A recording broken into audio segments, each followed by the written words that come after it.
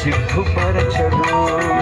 చప్పట్లు కొడుతూ యేసయ్యా మీరు మాకు ఇచ్చిన శుభప్రదమైన నిరీక్షణ బట్టి వందనాలు. జోసెఫ్ గారు నాయన నిరంతరం ప్రకాశించే నక్షత్రమలాగా ఈ సన్నిధిలో మహిమలో ఉన్నారు. అందుని బట్టి మిమ్మల్ని స్తుతిస్తున్నాము, గణపరుస్తున్నాము.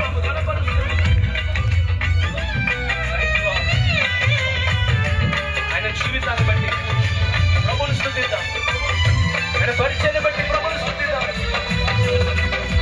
నిరీక్షణ లేని ఇతరులమునే దుఃఖించనులే ప్రభు వచ్చినప్పుడు జోసెఫ్ గారిని ఆయన వెంట పెట్టుకొని వచ్చునులే.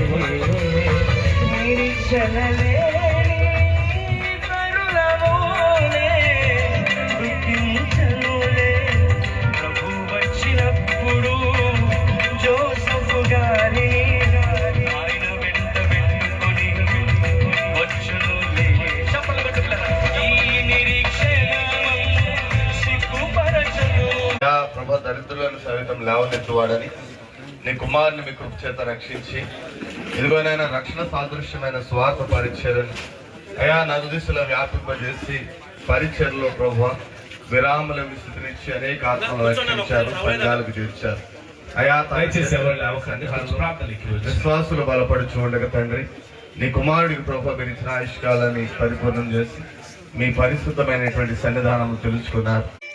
వెళ్ళేవాళ్ళు వచ్చేవాళ్ళు ఎంతో మందిని అడిగాను నా రాత్రి, ఎవరు రూపాయి లేదు. ఆ రోజుల్లో 10 గంటల కొట్లన్నీ కట్టేయాలంటండి, కొట్లన్నీ కట్టేయాలంటండి. 10 గంటల కొట్లు కట్టేశారండి, భోజనం వాట్లు కూడా కట్టేశారండి. అన్నం లేదు, కాళ్ళు చేతులు లాగేస్తున్నాయి. ఏం చేయాలో తట్టుకోలేకపోతున్నాను, ఆకలి తట్టుకోలేకపోతుంటే అప్పుడు ఏం చేశానంటే వారు పడేసిన ఎంగులాకులు ఉన్నాయండి అక్కడ. అమ్మా, వారు తినేసి పడేసిన ఎంగులాకులు కాడ వెళ్ళి ఆ ఎంగులాకుల మెతుకులు ఏరుకుని తిన్నాను. కానీ అమ్మా కడుపు ఆకలి తీరలేదమ్మా, చచ్చిపోతా ఉన్నాను. అప్పట్లో అమ్మ నాన్న జ్ఞాపకం వచ్చారు. అప్పుడు అనుకున్నాను, నేను ఎవరి కోసం బ్రతకాలి, నాకెవరున్నారని బ్రతకాలి, ఈ ఆకలి కోసమే కదా బ్రతికేది.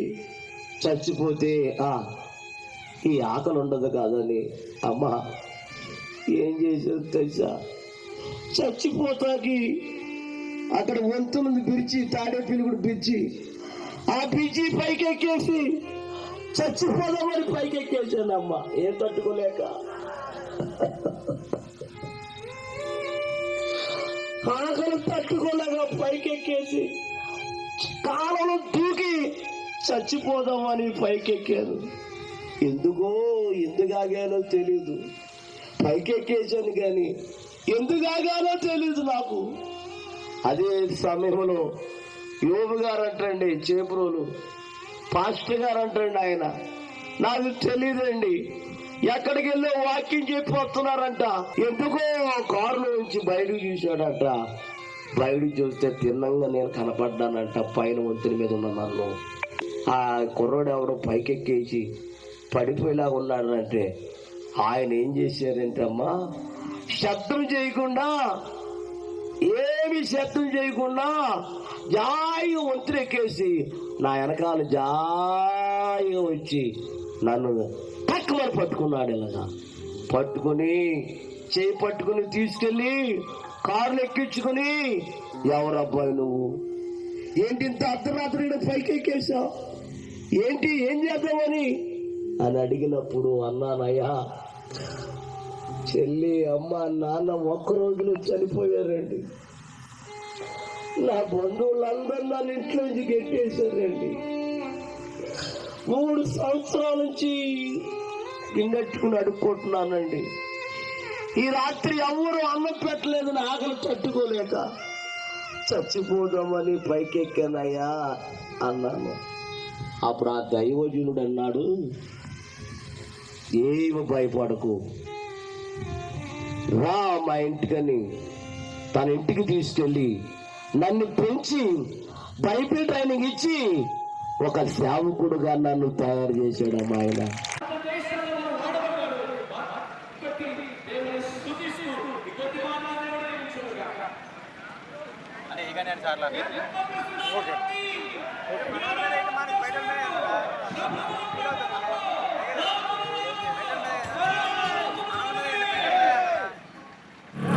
మరి జోసఫ్ బాబా గారికి ఇష్టమైనటువంటి పాట అదే అదే అదే ఆ రోజు ఎక్కడికి వెళ్ళినా ఆయన ఈ పాట పాడుకోరు. చివరి పాట పాడుకోవాలి.